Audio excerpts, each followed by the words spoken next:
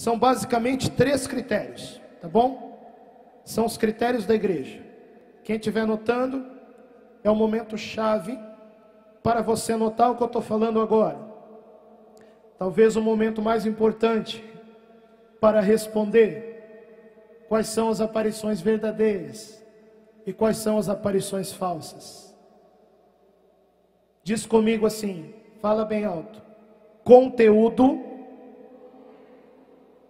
pessoa e frutos espirituais.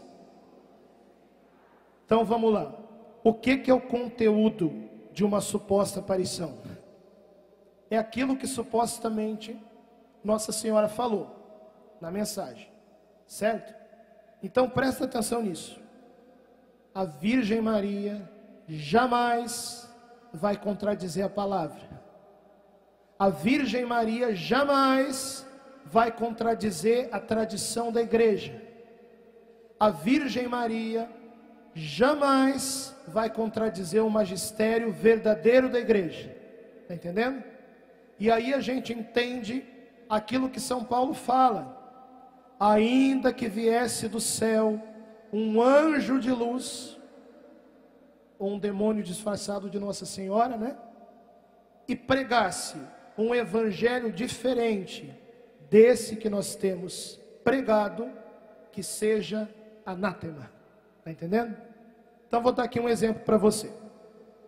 Não vou aqui citar nome, mas tem uma norte-americana que diz que, né, recebe mensagem de Nossa Senhora, e Nossa Senhora estaria falando para ela que teria tido outros filhos biológicos além de Jesus, que existiria a reencarnação. Pergunto para você, esse conteúdo é católico? Foi Nossa Senhora que disse isso? Não foi. Por quê? Porque o discernimento dessa mensagem já caiu no primeiro critério, que é o critério do conteúdo. Está entendendo? As aparições da Virgem Maria não vêm nos pregar um evangelho novo. As aparições da Virgem Maria não vêm nos pregar um evangelho diferente, mas vêm nos lembrar do mesmo e único evangelho de nosso Senhor Jesus Cristo. Porque nós estamos esquecendo de viver esse evangelho. Deu para entender a questão do conteúdo, sim ou não? Faz assim quem entendeu. Então vamos lá, vamos continuar usando o cérebro.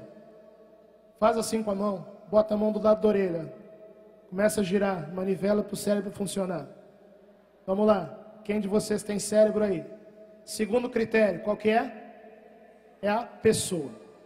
Então responde para mim. O que se espera de uma pessoa que diz estar vendo Nossa Senhora? Se espera que seja uma pessoa que tenha algumas virtudes, sim ou não? Se espera que seja uma pessoa que tenha uma vida espiritual. Se espera que seja uma pessoa que tenha uma certa maturidade, um certo equilíbrio psíquico. Está me entendendo? Ah, padre, mas Jesus não pode aparecer para maluco? Nossa Senhora não pode aparecer para gente doida? Olha, até pode, mas daí é uma experiência pessoal, entendeu? Nós estamos falando aqui sobre um critério de credibilidade perante a igreja. Entende o que eu estou falando? Se você vê, por exemplo, questão que eu falei aqui da vida espiritual, Deus é livre para fazer o que Ele quer, claro. No Evangelho, Atos dos Apóstolos, Ele apareceu para São Paulo, quando São Paulo perseguia a igreja e matava cristão. Então Deus é livre para fazer o que Ele quer. Mas eu estou falando aqui de critério de credibilidade. Se uma pessoa está dizendo que vê Nossa Senhora, se espera que aquela pessoa tenha algumas qualidades humanas e espirituais. Entendeu o segundo critério? Faz assim quem entendeu? Ok. Bota a mão na orelha. Agora a orelha do outro lado. Funciona o outro lado cérebro. Vai. Gira a manivela para funcionar. Vamos lá. Qual que é o terceiro critério que eu falei? Os frutos espirituais. Vou dar aqui um exemplo para você. padre Gabriel Amorth, exorcista. Quem que já ouviu falar dele, levanta a mão. Chegaram outros exorcistas para ele, acusando as aparições de Medjugorje de serem uma obra do demônio, né? Mas olha, o padre Gabriel tem autoridade para falar sobre isso. Ele foi o maior exorcista do século XX, né, padre? Os padres concordam comigo? Padre Gabriel, maior exorcista do século XX. Perguntaram para o padre Gabriel, Medjugorje é obra do demônio?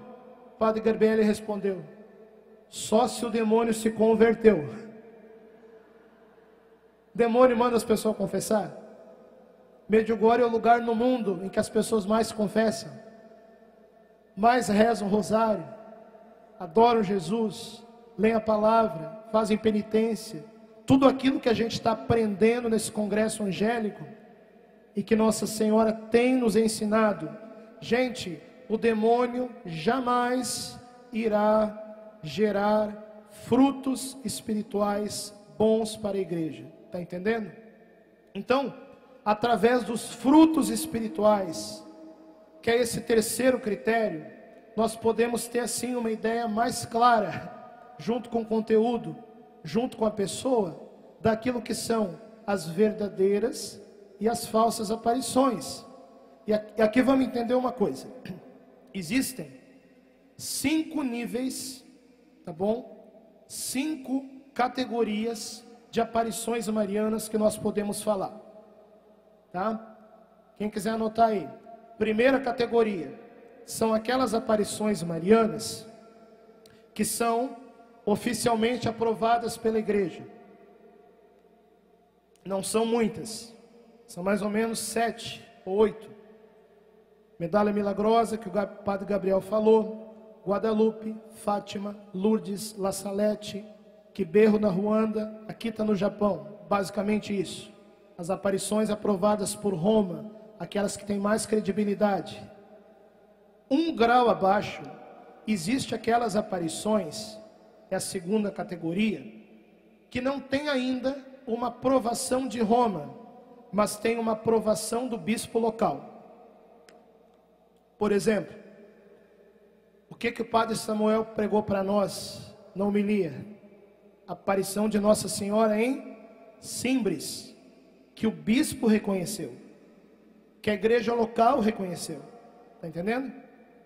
Então, essas aparições dessa segunda categoria não tem ainda uma aprovação de Roma, mas tem uma aprovação da igreja local.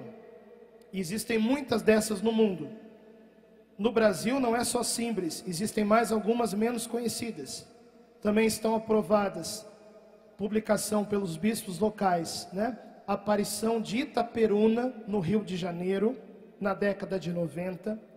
Também foi reconhecido pelo bispo local aqui no Brasil, as aparições de Congonhal, em Minas Gerais, na década de 80.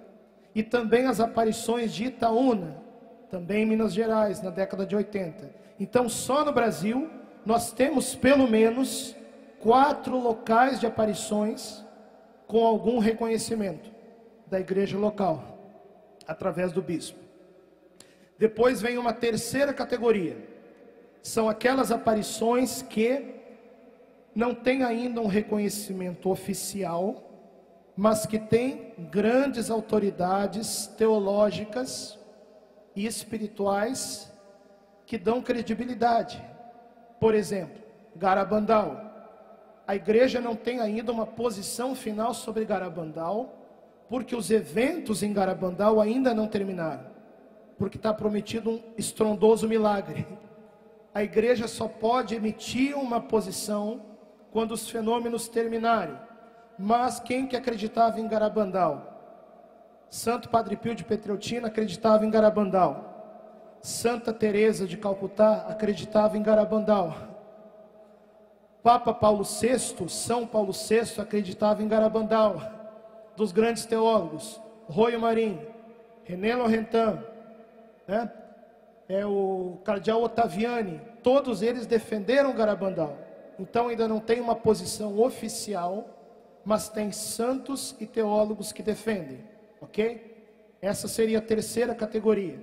Depois tem a quarta categoria, que são aquelas que estão sendo estudadas pela igreja, que ainda não tem uma posição. É o caso de Anguera, na Bahia, aqui no Brasil, que a igreja está estudando, mas ainda não tem uma posição. E depois tem a quinta categoria, que são aquelas que a igreja condenou. Veja, o fato da igreja ter condenado uma aparição não significa necessariamente que o processo não possa ser reaberto, se tiverem fatos novos. Por exemplo, Padre Pio e Santa Faustina, eles foram perseguidos pela autoridade da igreja no seu tempo, mas eles obedeceram à igreja, está entendendo? Mesmo sendo perseguidos, eles obedeceram à igreja. Então, uma condenação de uma aparição pode não ser definitiva, mas é preciso obedecer à igreja, está me entendendo? Porque assim também os santos fizeram.